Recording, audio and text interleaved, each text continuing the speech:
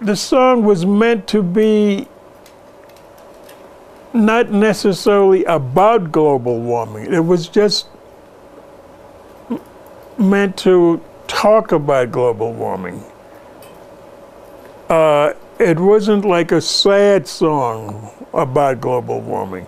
Now, actually, as long as you bring that up, on that album there was another song which I called Echo Side Blue.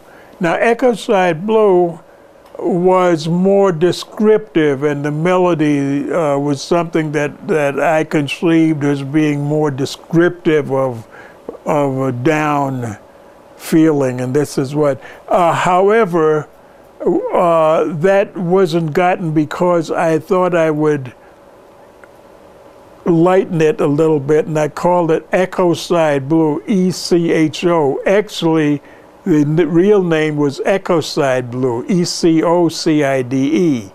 But I thought that might be a little bit too stark for the people, so I tried to lighten it by calling it Echo, E-C-H-O Side Blue. Actually, it was Echo Side that it meant, and the melody of that song was more of a plaintive one about, you know, the destruction of the planet, you see.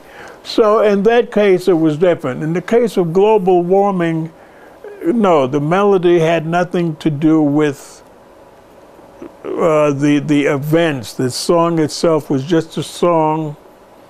And if you want, it doesn't necessarily mean that it's good. As I said, it could be, it's good to be enlightened. I mean, I'd rather know that it's global warming is happening than not know. So this, I'm trying to bring it to the consciousness of people. Hey, global warming, you dig? And the way I'm doing it is just one of my, that type song.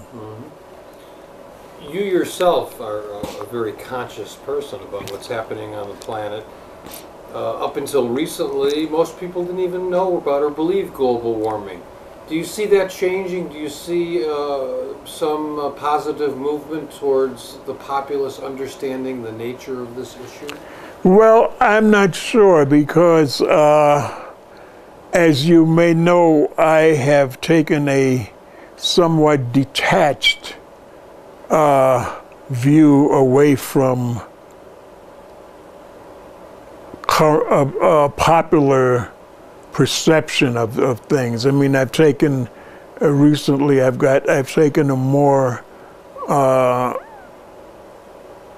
generally philosophical overview than I did at one time. I mean, I was more politically centered in on things. Now I have a different view.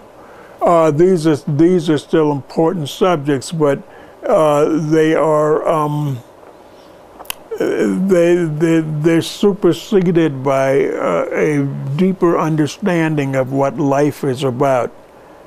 You know, and life, as we all know, is just a flicker of a minute for people. You know, for instance, here I am, an old guy with gray hair. You know, and here's to me, and inside I'm still the guy in my apartment listening to Fats Waller. I mean, I'm still there, but look at this. I'm already, so life is a small experience for everybody. That's what, but so I'm not that concerned as I was in the same way. So global warming, the fact that people are sure, but what does it mean? I mean, this is just one little part of the whole picture. But, you know, I don't know how deep you want to delve into that aspect of my feeling about these things. But well, let me ask you this. As individuals, although this is a very temporary existence, can we affect change? Can those of us who are conscious of global warming actually do anything? Well, I think it is incumbent upon us, as long as we're sentient beings, to do whatever we can do.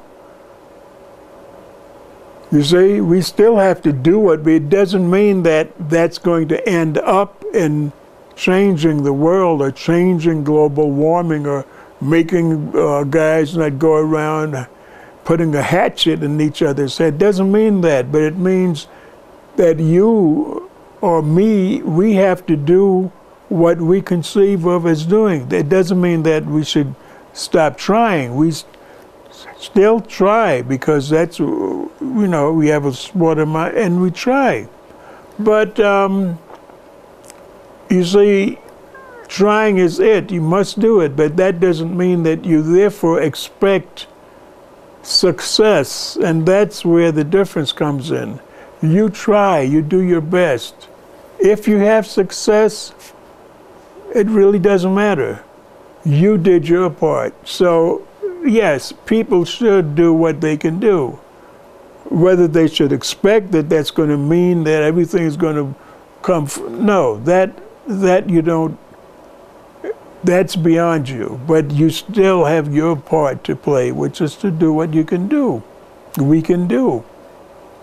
But in terms of global warming and the environment, during your 76 years on the planet, has the climate changed? Have you seen the environment change?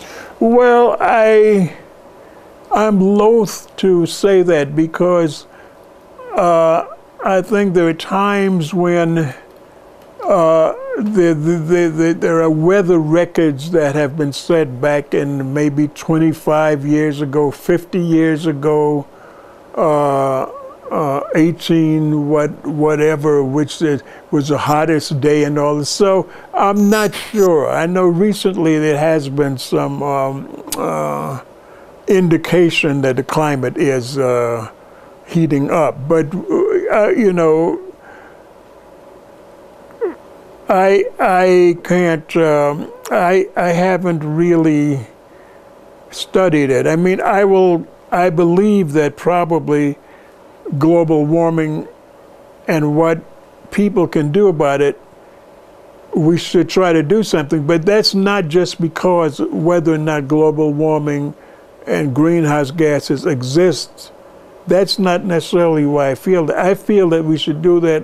We should do something about it because I feel the profligate use of things and just taking things and taking stuff out of the earth and overeat. I mean, I think that is a bad trait. So whether or not we can affect global warming, I think trying to deal with global warming is the point that we should be doing.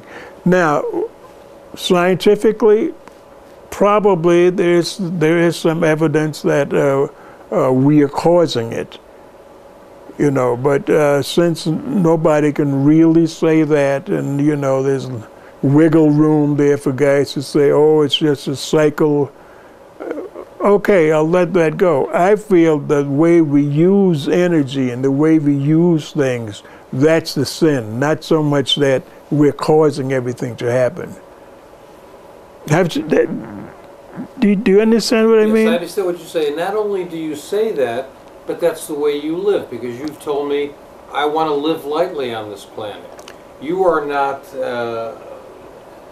someone who's into materialism and things and waste. You do live lightly. For the enlightenment of our audience, what does it mean to live lightly on planet Earth? Well, to live lightly on the planet Earth means that